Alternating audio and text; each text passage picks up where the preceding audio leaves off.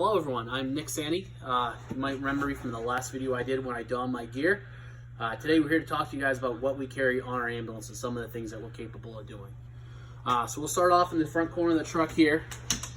In here we keep our main, pretty much the only thing we have in here is our main oxygen supply and a folding stretcher.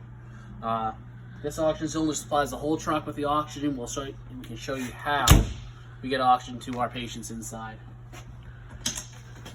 In here we carry some sand for traction if we're at someone's house and it's icy out, some shovel to clean some snow. We have tarps and a kit to manage incidents, heaven forbid there's a large amount of patients. Moving towards the back of the truck, Phil's going to kind of stick his camera in here. Working from the top to the bottom.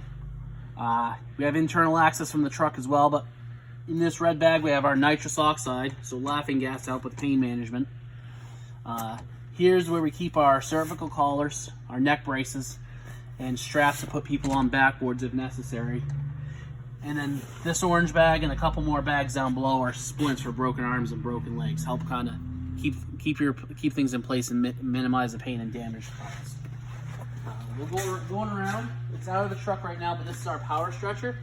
It's how we primarily move people from houses to the truck and then to the truck and into the hospital.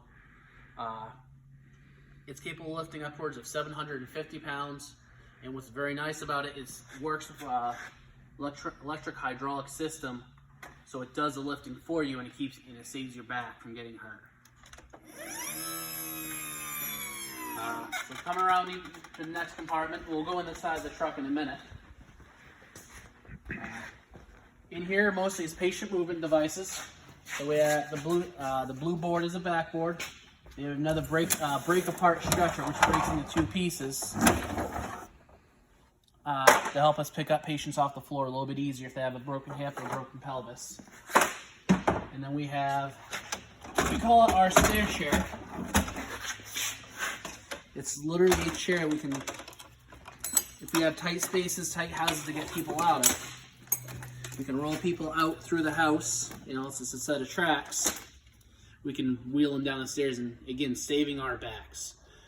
Previous versions of this chair we actually used, regardless of the size of the patient, 2, 3, or 4 of us would have to pick up the patient on this chair and actually manually carry them down. Now these tracks work on friction and we can actually kind of slide them down the stairs. The other device in this black and blue bag we have is an automated CPR device. It performs chest compressions in any cardiac arrest we have at full efficiency for as long as we need to, as opposed to having to swap out someone every 2 minutes because they get tired and inefficient at CPR. Moving around, we're moving inside of the truck. So this compartment here with the clear doors, we actually have access to it from the outside. And this is what we go in, this is what we grab most of the time when we go into our house, is this red bag. This red bag has portable oxygen, bandaging supplies, and some basic airway management devices so we can manage any sort of sick or critical patient in the house at their side before moving them to the truck. Another bag that we carry is our advanced life support bag. Here at Gorham Fire and EMS, we have a cadre of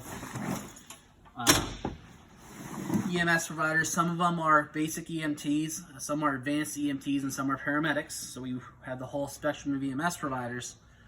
This bag contains medications and IV supplies, again, to work inside a house, pretty much bring the ER and bring the ambulance from the vehicle into the patient to care for them at their side if they're too sick to move, before moving to the ambulance.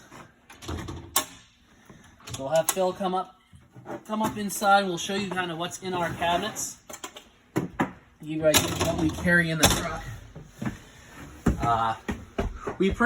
What the ambulance is capable of doing is pretty much capable of bringing the emergency room or the ICU to you and start care at your side. So we don't have all the medications, we don't have all the equipment of the ER, but we have everything we need to stabilize you and get you where you need to go if you're that sick.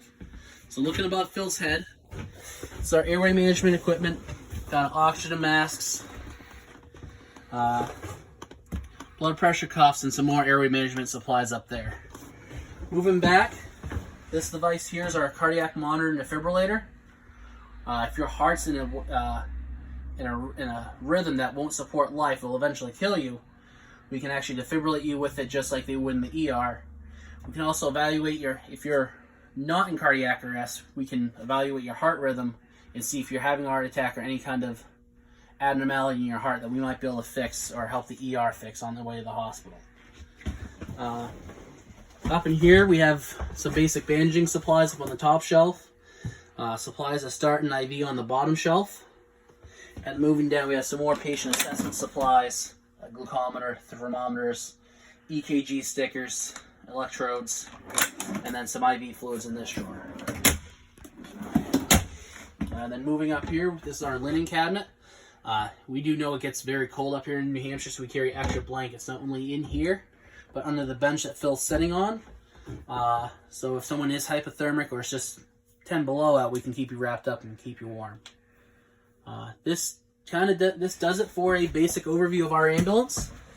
If you're ever interested in seeing more about what we do or learning more about EMS or the ambulance, stop by the station once this coronavirus crisis has passed and town facilities open up. We'd be happy to give you a tour and talk to you about what we do.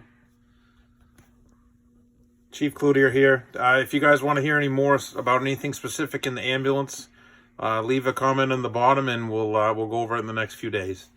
Hope everybody's enjoying their day. Thanks.